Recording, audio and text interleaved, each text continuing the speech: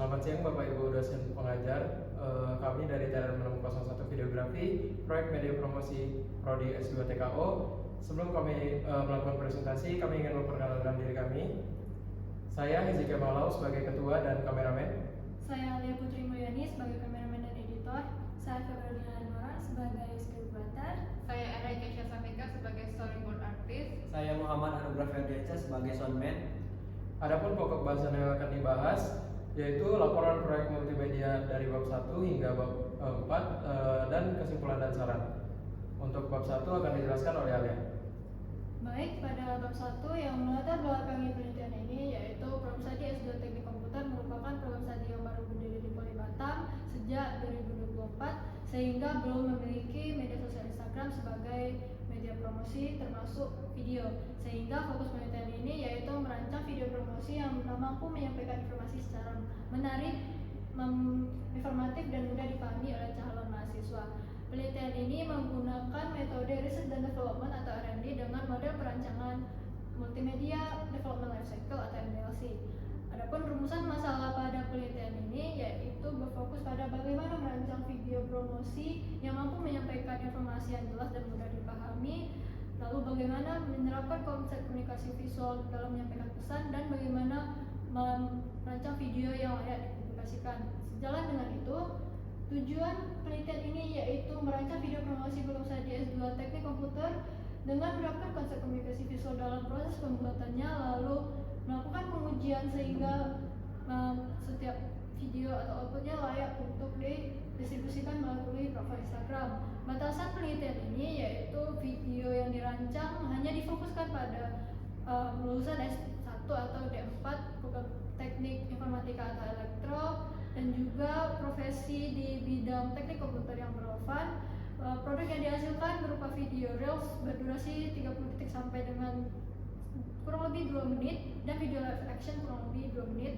Lalu penggunaan komunikasi visual yang sederhana tanpa memerlukan atau produksi berskala besar atau penggunaan talent profesional setengah. Untuk selanjutnya akan dibahas oleh Ferdi. Oke, saya akan menjelaskan mengenai bab 2. Pada di Jalan Pustaka kami mengambil 3 referensi penelitian sebelumnya yang relevan pada penelitian kami. Yang pertama itu menurut Istiawan et al. 2022 yang meneliti visual storytelling berdampak bagi pengalaman audiens dan emosional. Kemudian yang kedua menurut Melanie et al. 2023 yang meneliti media sosial seperti Instagram terbukti efektif sebagai media promosi. Yang ketiga menurut Widenarto et al. 2023 yang merupakan meneliti pemanfaatan konten video sebagai penyampaian efektivitas informasi pada target audiens. Kemudian pada dasar teori kami mengambil 3 teori yang relevan pada penelitian kami. Yang pertama itu menurut Damayanti et al. 2023 yang menjelaskan mengenai dual coding teori. Yang kedua menurut Mubarak 2023 yang menjelaskan mengenai teori Gestalt, dan yang ketiga menurut Solisida et al. 2025 yang menjelaskan tentang narasi visual atau visual storytelling. Selanjutnya kerangka konseptual, di sini kami menggunakan metode penelitian yaitu R&D dan metode perancangan yaitu MDLC. Kerangka ini menjadi pedoman agar proses pengembangan video berjalan sistematis dan menghasilkan produk yang layak digunakan sebagai media promosi. Oke, selanjutnya saya akan menjelaskan bab 3. Yang pertama mengenai metode penelitian, kami menggunakan R&D yang berfokus pada pengembangan dan evaluasi suatu produk yang sesuai dengan kebutuhan pengguna. Alasan kami menggunakan metode R&D ini karena memiliki tahapan yang terstruktur, meliputi analisis kebutuhan, perancangan, pengembangan, lalu uji coba dan juga revisi produk. Selanjutnya untuk metode perancangan kami menggunakan MDLC yang meliputi tahap konsep, desain, material collection, assembly, testing, dan juga distribution. Selanjutnya untuk metode pengumpulan data kami menggunakan metode wawancara, observasi, studi literatur, dan juga instrumen pengujian melalui kuesioner. Ini implementasi metode MDLC pada tahap konsep. Ini adalah hasil wawancara dengan KPS Prodi S2 TKO. Kemudian ini adalah hasil wawancara dengan mahasiswa Prodi S2 TKO. Dan ini naskah dari salah satu video promosi yang telah kami hasilkan yang berjudul Video di game feature, lalu ini mood board dan storyboard.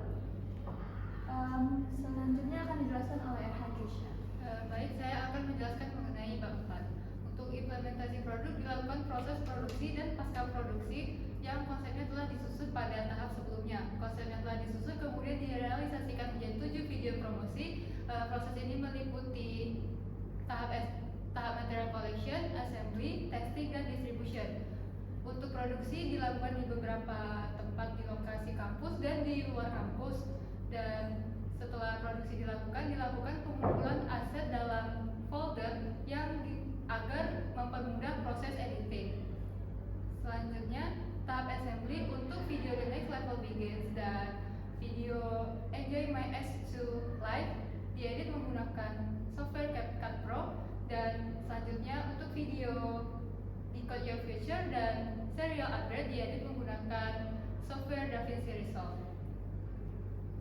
Selanjutnya, selain penyuntingan visual dilakukan juga penyuntingan voice over menggunakan software Studio One agar kualitas audio terdengar lebih jelas. Oke, selanjutnya pada pengujian atau testing kami menggunakan alpha dan beta testing.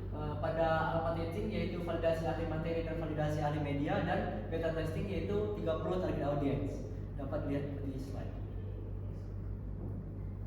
Untuk rekapitulasi hasil evaluasi berdasarkan alpha dan beta testing, pada video Decode Your Future memenuhi aspek materi 71,4%, media 67,5%, serta 30 responden 83,5%. Sehingga video Decode Your Future dinyatakan layak digunakan sebagai media informasi dan promosi program studi TKO.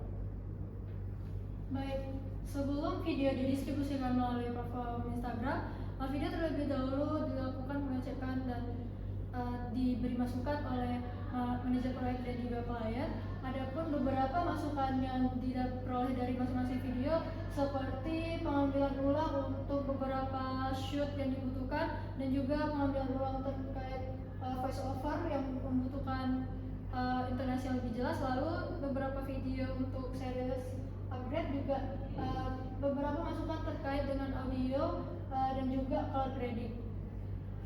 Selanjutnya, setelah dilakukan penyempurnaan, video didistribusikan melalui Instagram resmi TKO Poli Batam yang dapat diakses langsung melalui link berikut. Selanjutnya, pembahasannya akan dilanjutkan oleh Ezekiel. Oke, untuk bab 5 yaitu kesimpulan bab 5. Berdasarkan hasil pengujian video, hasil tersebut menunjukkan bahwa video yang kami rancang layak digunakan sebagai media promosi dan promosi program studi S2 TKO. Next. Lalu untuk saran, untuk penelitian selanjutnya disarankan melakukan pengujian terhadap seluruh video promosi yang dihasilkan, tidak hanya satu video, sehingga diperoleh evaluasi yang lebih menyeluruh. Oke, next. Oke, untuk penutup, melalui perancangan video promosi, penelitian ini menghasilkan media promosi digital yang mampu menyampaikan informasi prodi S2 TKO secara menarik, informatif, dan mudah dipahami. Sekian dari kami TRM 601. Terima kasih.